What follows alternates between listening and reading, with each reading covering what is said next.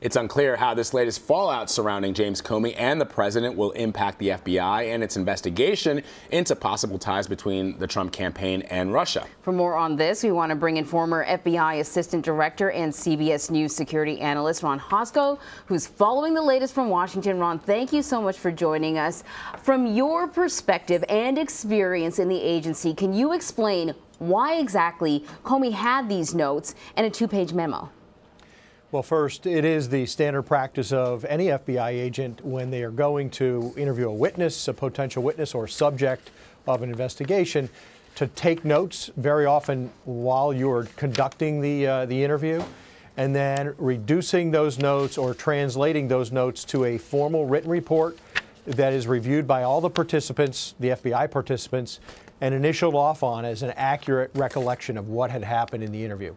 And they do that, contemporaneously. The notes are contemporaneous, and there's an expectation that you produce the written report, at least get that into dictation within 5 days. That is the standard. Typically, I would do it the day of or the next day. Here, when you're talking about such a momentous conversation, this director, this former director, Jim Comey, a very experienced prosecutor, certainly knows the expectation of FBI agents. And here, I think it is entirely expected that Jim Comey would, as soon as he left the White House, perhaps as soon as he got back into his car, he was scratching down notes and then going back to the office and writing a report, a memo that presumably he just maintained himself. My guess would be he probably shared it in a very close hold manner with 2 or 3 other people to make them aware. But I think it's entirely expected that the director would do what he's reported to have done.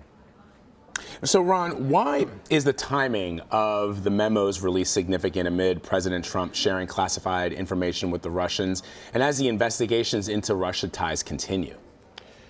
I have to try to look at that in the light most favorable to the White House. Here we have, a week ago, the FBI director unceremoniously sacked, and some would say, including myself, in a entirely disrespectful and humiliating manner. Certainly not befitting a person of his stature and commitment to the American people. Even if you disagree with some of the Clinton things. But I think this is, perhaps and transparently, an effort by the director to say there's more to this. He is defending perhaps his own reputation and saying, here's the more. And the more looks like, and I would say that good arguments could be made that when the president just made this comment that I hope this would go away, that in and of itself, I think the best attorney in America would have a very difficult time making an obstruction of justice case on that conversation.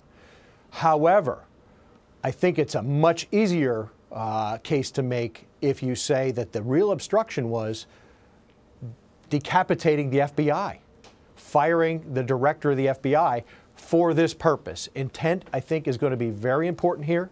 What was going on behind the scenes? And we've heard for the last week the shifting narrative about why the director was fired. And it could be now with this memo, assuming this is all true, that this is the best evidence of the president's true intent. So keeping all of that in mind, the Democrats and Republicans have both called for Comey to testify about what he knows. What sort of impact do you think his testimony could have on the ongoing investigations?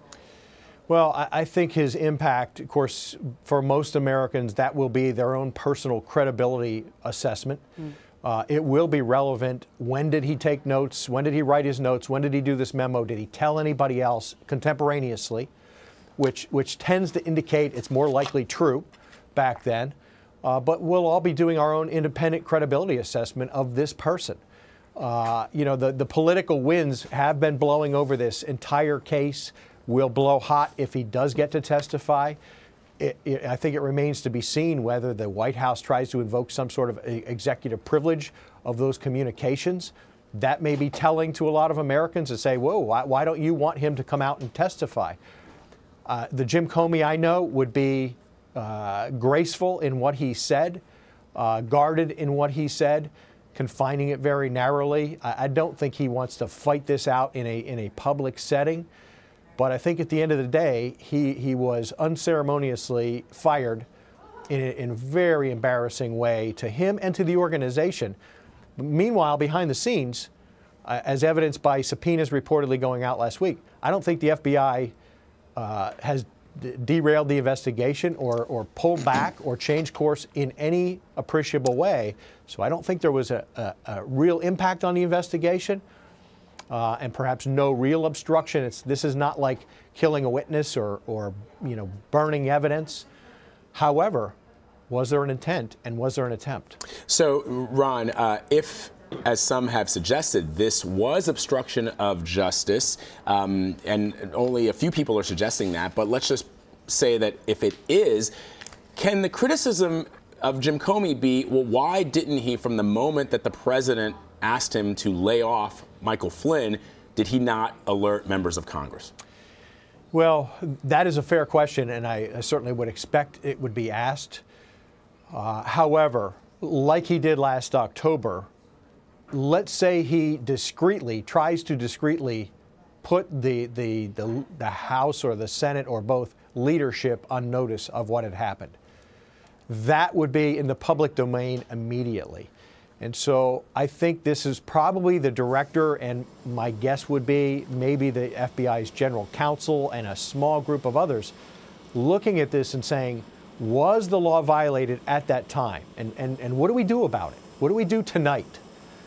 And the decision was, this falls short of actual obstruction. Let's memorialize it. This happens all the time.